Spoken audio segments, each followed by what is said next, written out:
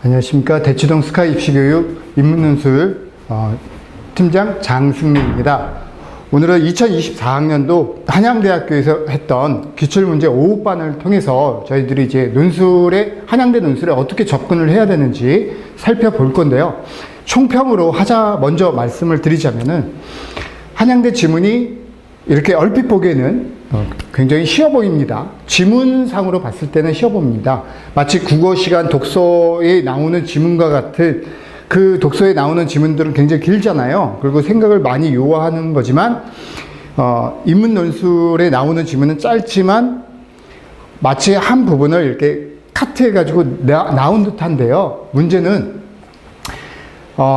국어 독서 지문은 하나의 지문으로서 여러 문제를 푸는 거지만 인문 논술의 지문은 단편이 출제가 되면서 이것이 얼핏 봤을 때는 쉬운 지문이라서 이제 금방 선입견으로 판별을 할 수 있습니다. 하지만 딱 봤을 때는 분명히 연계성이 없습니다. 연계성이 없는데도 불구하고 한양대 문제는 한 문제입니다. 한 문제라는 얘기는 예를 들어서 지문에 3개의 지문이 나온다라면 그 지문을 실로 꿰듯이 이렇게 하나로 엮어가라는 부분이거든요. 이것이 이렇게 할 수 있는 방안은요, 수능이 끝난 다음에 단 며칠간의 학습을 통해서 그렇게 할 수는 절대 없습니다. 물론 사고력이 굉장히 뛰어난 학생이라면 가능하겠죠. 하지만 대부분의 학생이라면 그것을 단 며칠간에 이렇게 잡아내는 훈련은 굉장히 어렵다라는 걸 미리 말을 해드리고요.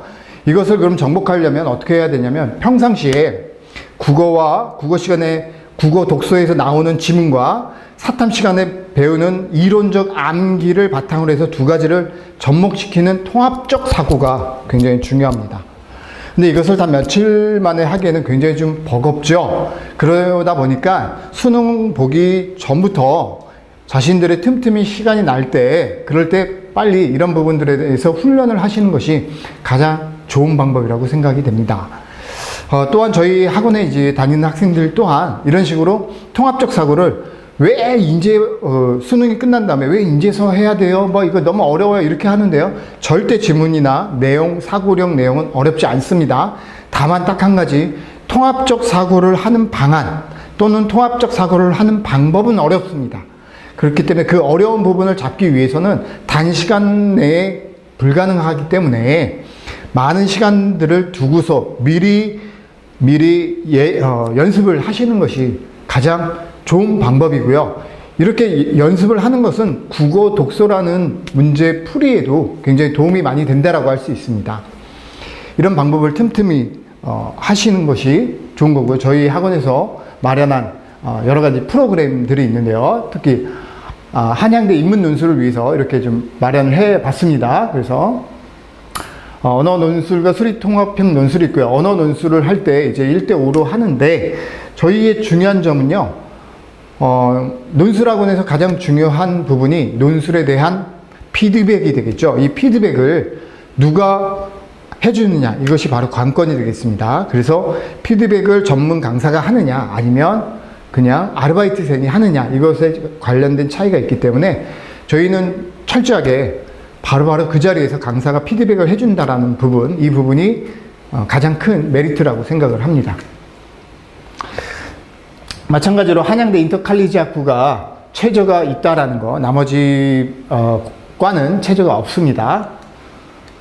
그렇게 해서 자연학부는 35명이고요. 인문학부는 15명인데 인문학부 중에서 가장 지금 논술 파트가, 논술로 시험 뽑는 파트가 제일 많은 게 지금 여기 한양대 인터칼리지 학부가 되겠죠. 15명씩이나 되니까. 그래서 충분히 도전해 볼 만한 과다라는 거 알 수 있습니다.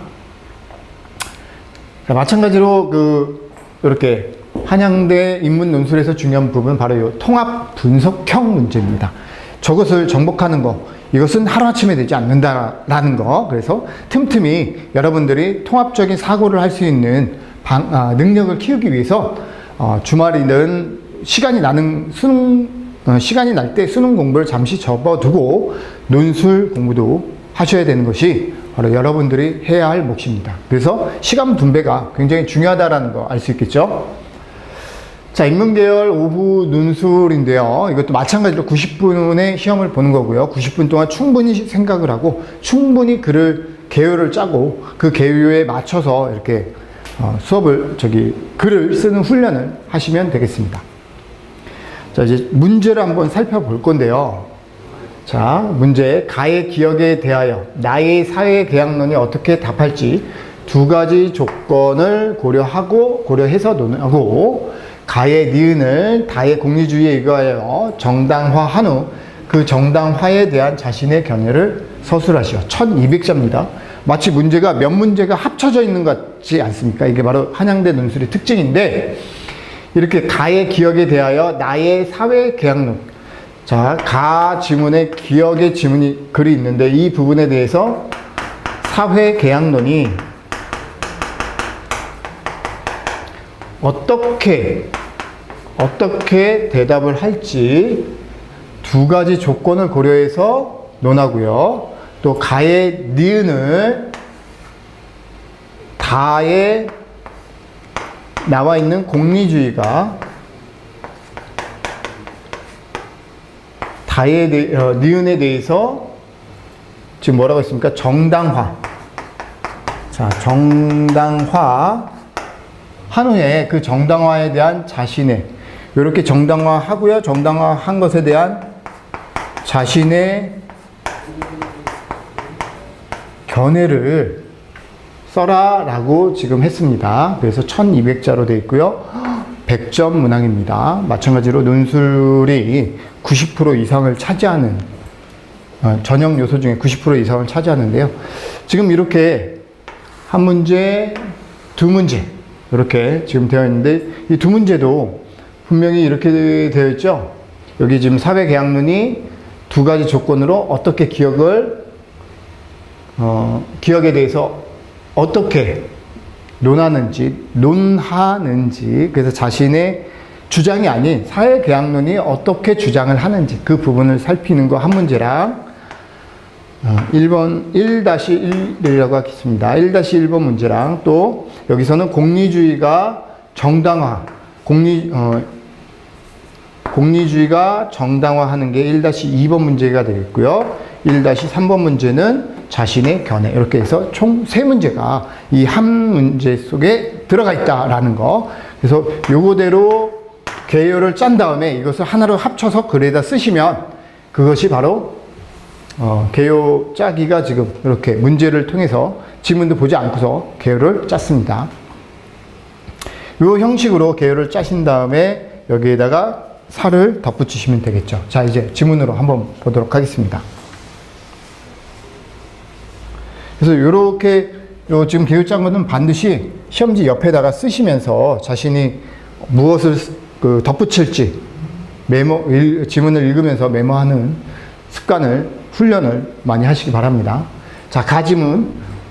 우리에게는 아직 존재하지 않는 미래 세대에 대한 도덕적 의무가 있는가? 자, 이게 지금 기억에 큰 물음이죠. 여기에 대해서 아까 나 지문에 나와 있는 사회계약론이 어떻게 접근을 논하는지 그 부분에 대해서 생각을 머릿속에 염두를 해둬야 되겠습니다. 근데 가지문에서는 미래 세대에 대한 도덕적 의무 이 부분에 대해서 지금 뭐라고 하는지 한번 살펴보도록 하겠습니다.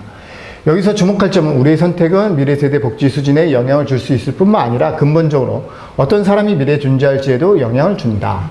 자, 즉 우리의 선택 때문에 미래에 누가 존재할지 영향을 준다라는 점. X국의 사례에서 천연자원을 보존할지 써버릴지를 놓고 천연자원을 보존한다면 산업구조를 재편해야 하고 일상의 생활 방식을 변경해야 하기 때문에 현재 세대의 복지 수준은 자원을 써버릴 때보다도 낮아지지만 미래 세대의 복지 수준은 높아질 것이다. 게다가 기술이 발전을 고려할 때, 즉 지금 여기까지 좀 정리를 해보겠습니다. 여기까지 정리를 한다면, 자 여기 산업구조, 그러니까 지금 여기 현재 세대의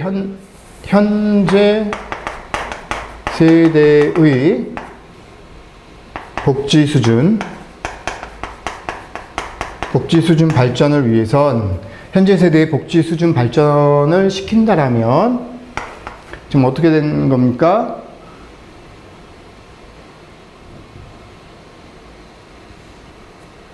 미래 세대의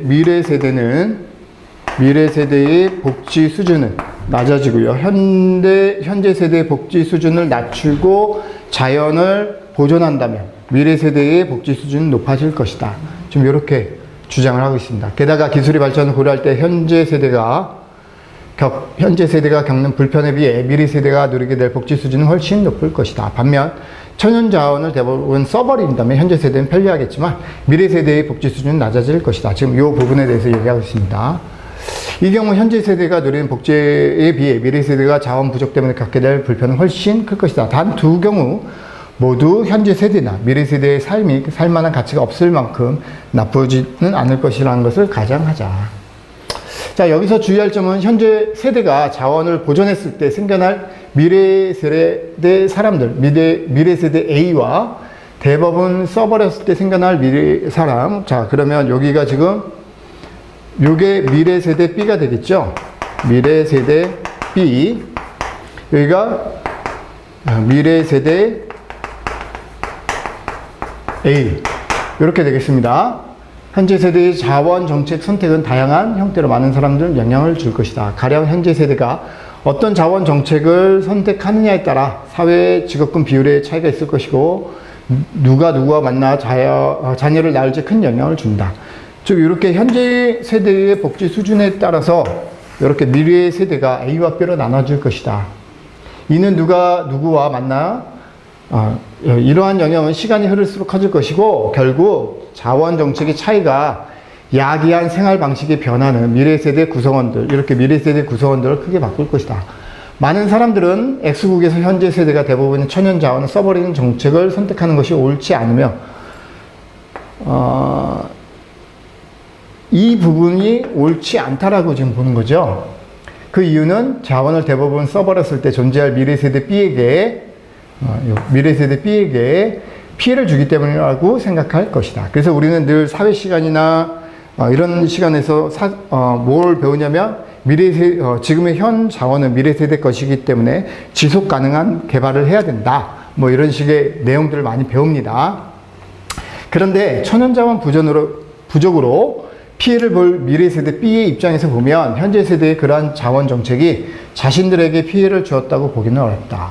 왜 그럴까? 만약 현재 세대가 자원을 보존했다면 앞서 언급한 이유로 미래 세대 B는 존재하지 않고 미래 세대 A가 존재했을 것이다. 그리고 앞서 언급한 가정에 의한 자원 부족으로 고생하는 미래 세대 B의 삶은 그들이 애당초 존재하지 않는 것보다 좋은 것이기 때문이다. 그럼에도 불구하고 X국에서 현재 세대의 복지 수준을 높이기 위해 미래 세대의 복지 수준을 낮추는 정책을 선택하는 것은 여전히 옳지 않다.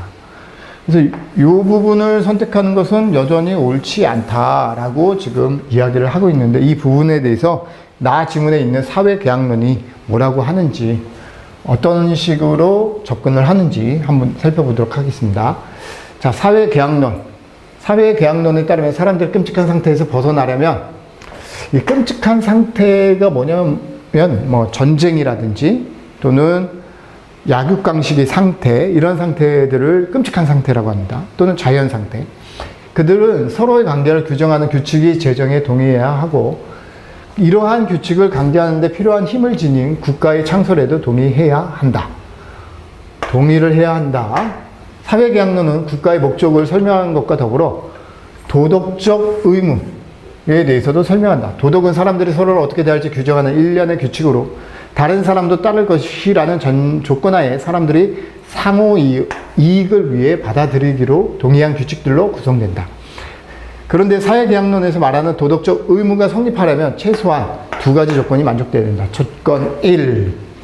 사람들이 상호 이익을 위해 협력하기로 서로 암묵적으로 약속하는 것. 이게 조건 1이고요. 이제 조건 2에서는 사회계약을 맺은 사람이 약속을 준수했을 때 서로 이익을 주고받는 것이 가능하고 약속을 어긴 사람에게는 불이익을 주는 것이 가능해야 한다. 즉 약속을 어긴 사람한테는 뭔가 제재 조치를 가해야 한다. 이것이 두 가지 원칙입니다. 그러니까 첫째는 지금 첫 번째 원칙은 첫 번째 원칙은 뭐였습니까? 첫 번째 원칙 조건은 암묵적 동의라고 합시다. 암묵적 동의. 두 번째 조건은 불이익에 대한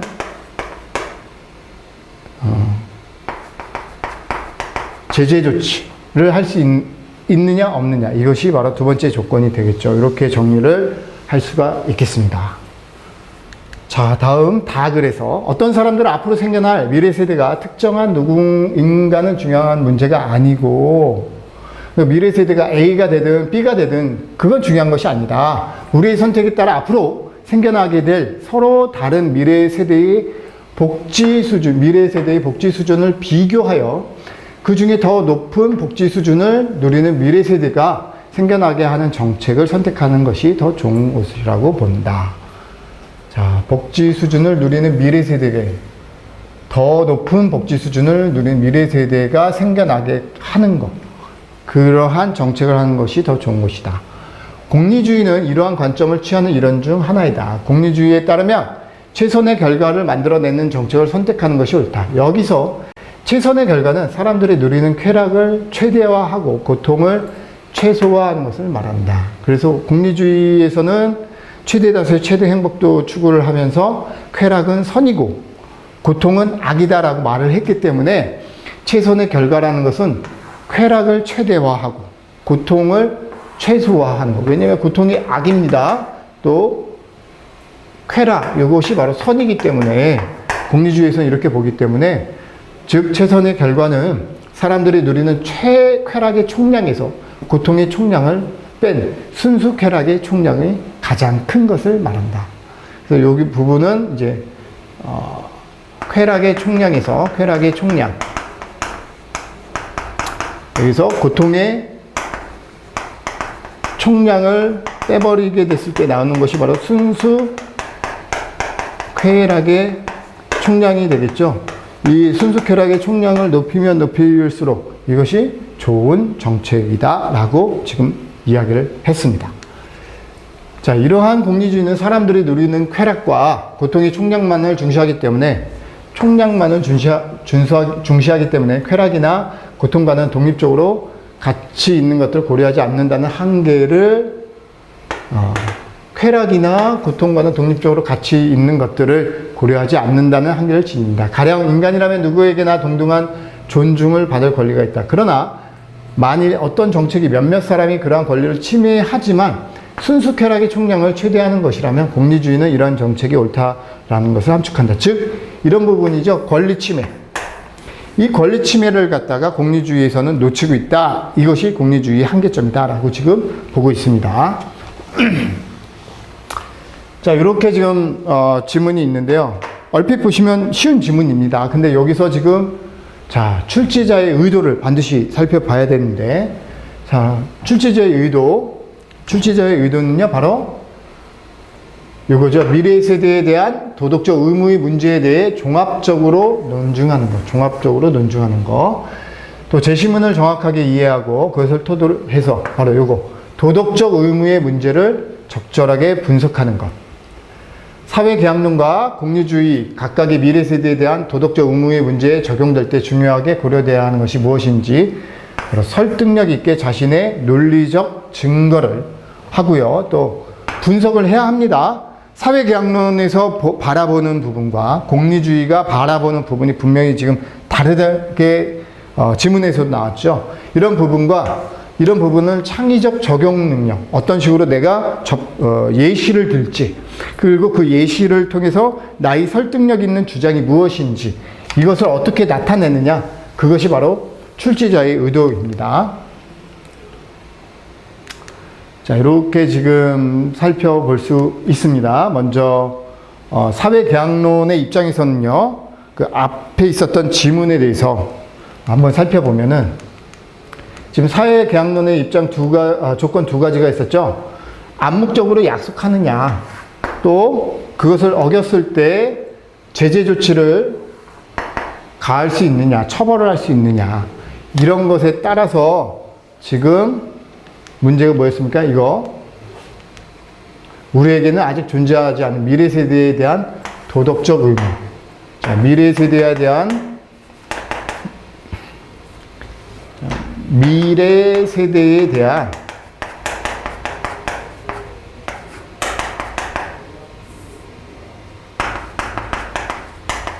도덕적 의무.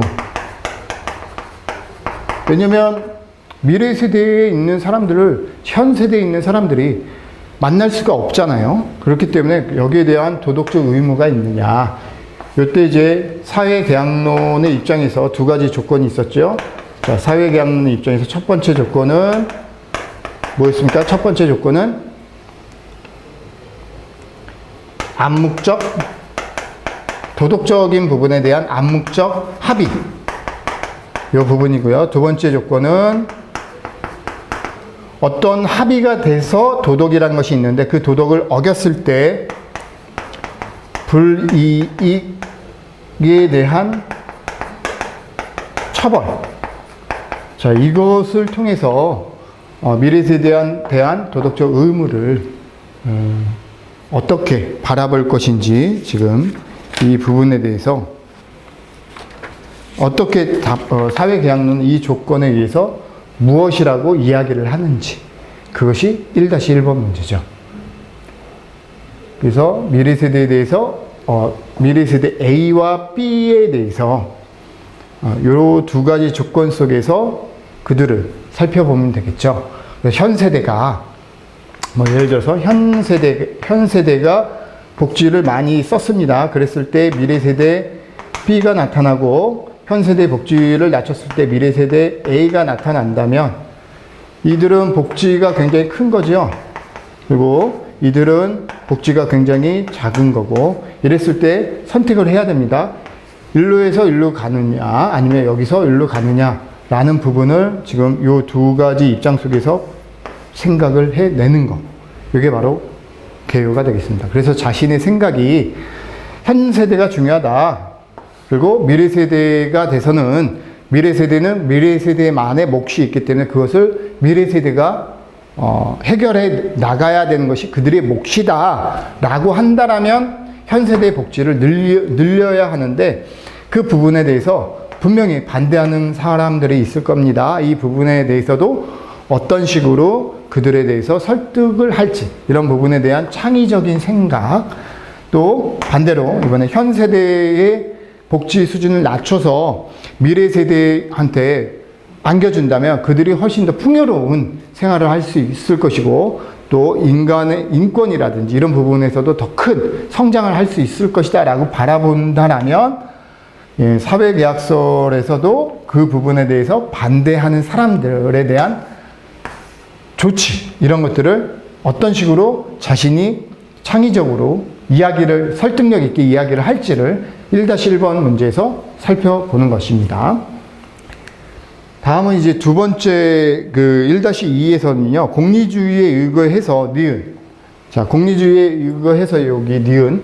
그럼에도 불구하고 X국에서는 복지 수준을, 현 세대 복지 수준을 높이기 위해 미래 세대 복지 수준을 낮추는 정책. 즉, 요것을 선택하는 거죠. 요것을 선택하는 것은 옳지 않다라고 했을 때 공리주의 입장에서는 무엇이라고 할지. 자, 공리주의 입장에서 무엇이라고 하냐면, 제일 중요한 게 공리주의에서는요, 아까 무엇을 중요시했습니까? 쾌락. 쾌락은 뭐라고 했습니까? 선이고, 고통은 악이다. 그렇다면 이 부분이 가장 옳지 않은 선택이었다라면 이 부분을 선택하라는 거거든요. 이 부분이 지금 이 부분이 옳지 않다는 거죠.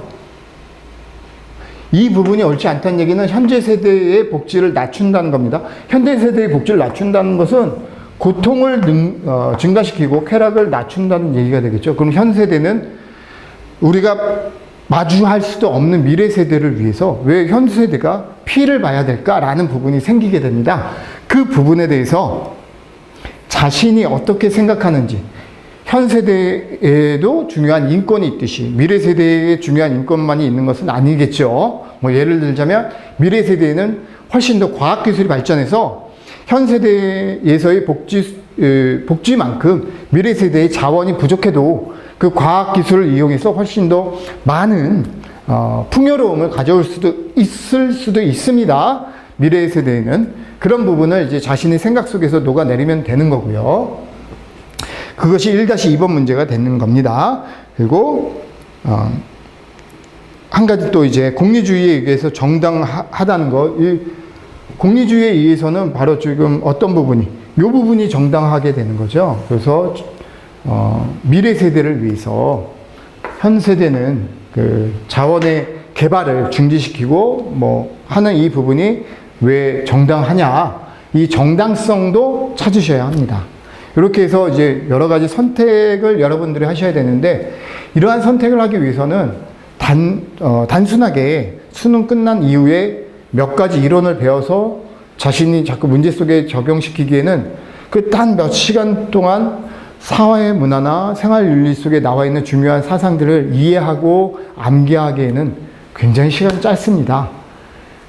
이런 것을 이제 틈틈이 자신이 시간이 날 때마다 이 부분에 대한 종합적인 사고, 그게 바로 현 시대와 또 과거 시대에 있었던 이론 간의 어떤 연결고리성, 이것을 찾아내는 것이 훈련을 통해서, 반복적인 훈련을 통해서만 가능하고, 단 며칠 만에 그것을 하는 것은 굉장히 어렵다라는 걸 한양대 논술에서는 우리 볼 수가 있습니다.